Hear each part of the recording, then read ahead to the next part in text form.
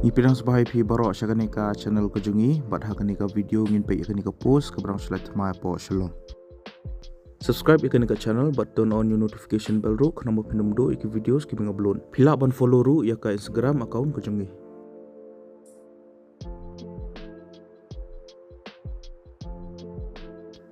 Yakani ka post apply da ka Department of Nanotechnology, School of Technology Nehu Shillong mentau banai arajar persau.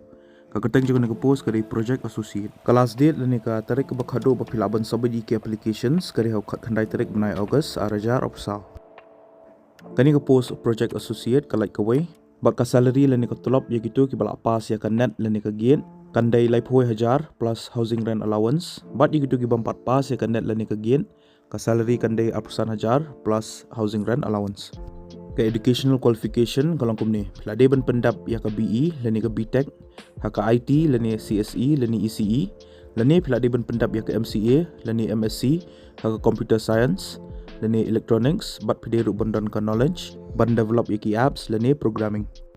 Ki candidates ki belong eligible bag buku ban apply ya ka ni ka post pihak ban email ya ka CV lani ka biodata ka jongpi ki photocopies jong ki certificates, mark sheets, bat ki wiki siya ka email address dav_p@ymail.com lani dpingrope@nehu.ac.in.